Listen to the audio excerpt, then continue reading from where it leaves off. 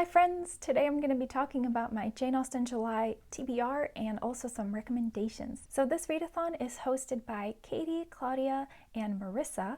I will post their TBR videos in the description below. So the only requirement to participate in the readathon is to read one of Jane Austen's main 6 novels. The group read for this year is For Sense and Sensibility, but I actually reread that last year, so it's a little too soon for me to reread that one. So I'm going to be rereading Pride and Prejudice, and I am very excited because I'm going to be reading an annotated edition for the first time, and I would actually really like to get all of her novels in annotated editions. I think that would be awesome. The only other annotated one I have is Mansfield Park, but I have it in a really beautiful like coffee table edition that I loved reading. It was so good, but it's a little too clunky to hold and read, and so I prefer getting the rest of these in paperback, I think. So of course Pride and Prejudice follows the Bennet family, and more specifically the Bennet sisters trying to make their way in life, finding love and marriage. But it's a lot more than a romance. It is a society novel, and so there's a lot of social critique in here, a lot of wit and sharpness, and yes. So that's the only requirement to participate, but there's other challenges that you can participate with. And so the next one is to read something by Jane Austen that is not one of her main 6 novels. I will probably reread The Watsons and Sanditon because they're quite short. They are fragments of novels, really just beginnings of novels. And so that sounds easy enough that I will probably end up doing that just because it's been a very, very long time since I read those. And then the next one is nonfiction, which is probably to me more interesting than reading fiction related to Jane Austen, but we'll get there. So my picks for nonfiction, I have 2. And I might end up reading both of these in audiobook format because that just sounds very conducive to me. And so the first one is What Matters in Jane Austen, 20 Crucial Puzzles Solved by John Mullen. And my library has a copy, but like I said, I think I'll probably end up doing an audiobook of this one. And so this is split into 20 chapters, each one posing a question that then, is a vehicle to talk about certain topics that are central in Jane Austen's novels. And then the other one, I think, is more recent publication. It's called Love and Marriage in the Age of Jane Austen by Rory Muir.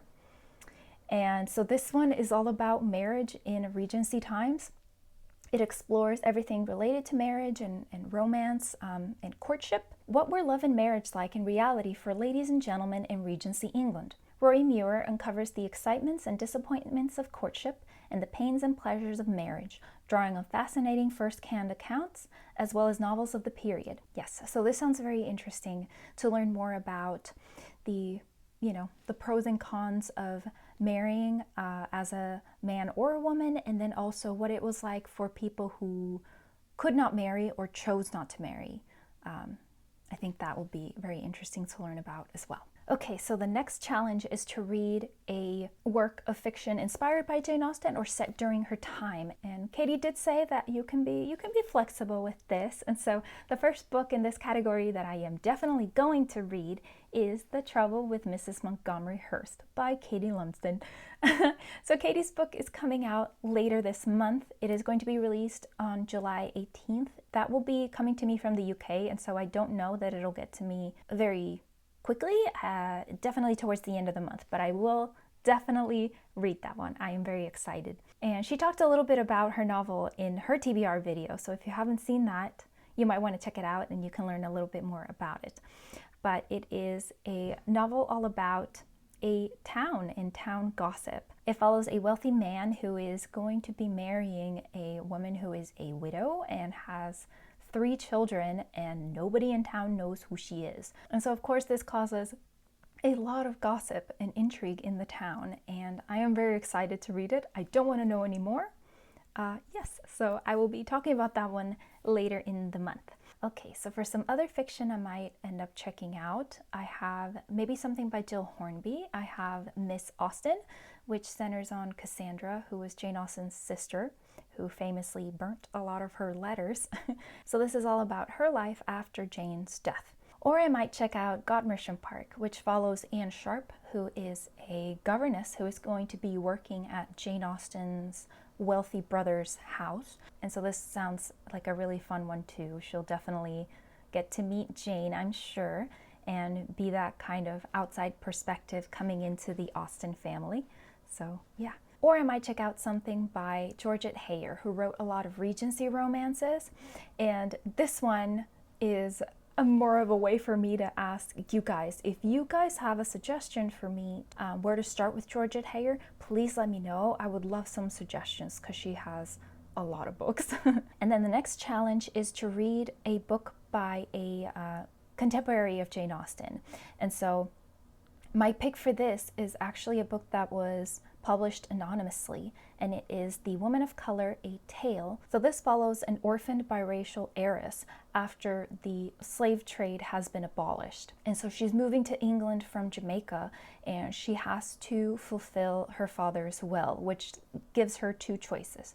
She either has to marry her first cousin or become a dependent of her uncle and his wife. And so this sounds very interesting as something that was published during that time, kind of subversive by nature. And so I'm interested in maybe checking that one out as well. So that's all I've got planned to participate in terms of challenges. But now I have some recommendations for you guys. So if you are reading Jane Austen for the first time, first of all, how wonderful. I am jealous.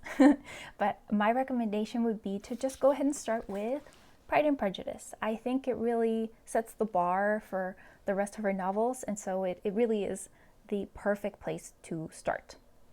So yes, and then if you are rereading and you're not sure what to read and you don't want to read Sense and Sensibility for the group read, my recommendation would be to reread Northanger Abbey, because I also reread this one last year and I was surprised by how much I enjoyed it. The satire just worked so well for me. I laughed out loud so often while I was rereading it. So that would be my recommendation, to reread Northanger Abbey if you haven't in a while. So for fiction, my recommendation is going to be The Other Bennet Sister by Janice Hadlow. I really enjoyed this. This centers on Mary Bennet, who is probably the most obscure and unlikable of the Bennet sisters. But I thought this did a really great job of giving her room to develop and grow as a character. Yes, I really enjoyed it. I have also read Longbourn by Joe Baker, and that one is a retelling, I suppose, of Pride and Prejudice from the point of view of the servants, and in particular, a particular maid in the household. And that was a fun book, but I don't know, I feel like it didn't quite have the sort of charm and wit that I look for in a Jane Austen novel, and maybe because it's less about Jane Austen characters. I'm not sure, but I would recommend The Other Bennet Sister over Longbourn personally. Yes. So for nonfiction, I have two recommendations. The first one is going to be Jane Austen at Home by Lucy Worsley. If you are the one person that hasn't read this, please let me recommend this to you and say it is so worth it. It is such a beautiful biography. I admittedly have not read any other biographies, but this was so enjoyable. It's a bit chunky, but I enjoyed my time with it so much last year. It gave me such a different view of Jane Austen's life, and it really gives you a sort of context for what was happening in her life as she was writing, because she had periods where she could write and periods where she could not write for various reasons. It's really interesting that the ways in which her life are so different from the lives portrayed in her stories, but then also her experiences inform her stories. And yes, it was just a very enriching experience to read this, so highly recommend this biography. And the other nonfiction book is going to be Jane Austen, The World of Her Novels by Deirdre LaFay. And I read this one quite a long while ago. I am probably due for a reread, but this is a social history of Regency times. And so it gives you tons of really good context for understanding society and life at the time. And so my favorite thing is that you learn about all kinds of societal norms, traditions, and expectations that are sort of assumed that you would know as a reader in Regency times. And so While they're not entirely necessary to know, they very much enrich your experience of reading Jane Austen's novels. And it's just really fascinating if you enjoy getting immersed in society in other time periods. And then for my last recommendations, I have some slightly out of the box recommendations for you guys. So the first one's going to be some fashion books. First I have Fashion, the collection of the Kyoto Costume Institute, a history from the 18th to the 20th century. And this is a really gorgeous book. It has so many beautiful detailed images and close-ups of fabrics and details. And so this one is very visual leaning. It doesn't have a ton of information, but just visually it's so beautiful. And so if you enjoy looking at costumes in series and movies, I think you might get a lot out of being able to see some of these. You'll also probably see a lot of gowns that have inspired costumes in movies and shows.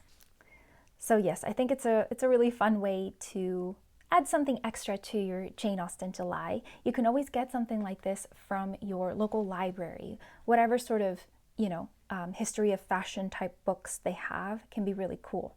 And then the other fashion book suggestion I have is Fashion, the Definitive History of Costume and Style by the Smithsonian. And this one, the book overall spans a much longer time period. But the cool thing about this one is how much information it has. It's got photos and it also has drawings. So if you want more of an educational experience about the fashions worn around Jane Austen's lifetime, I think this one's a really good choice. So yes, I recommend this one as well. And so my last recommendation is going to be Dr. Octavia Cox's YouTube channel. She has a PhD in philosophy from the University of Oxford, and she has really well done video analysis on all kinds of topics to do with Jane Austen's novels. She also has videos about the Brontes, Mary Shelley, and a lot of other classic authors, but she has many related to Jane Austen novels, and they are such a fun way to get a closer look at specific topics to do with Jane Austen's novels. I have enjoyed watching many of them, and so I highly recommend checking it out. I'm going to link a particular one that talks about what class the Bingleys are. And yes, it's very fascinating and really cool to hear her really delve deep into these different kinds of topics. So I hope you enjoyed hearing what I'm going to be checking out for Jane Austen July. Please let me know what you're going to be reading for Jane Austen July. And yes, thank you so much for watching, and I'll see you next time. Bye.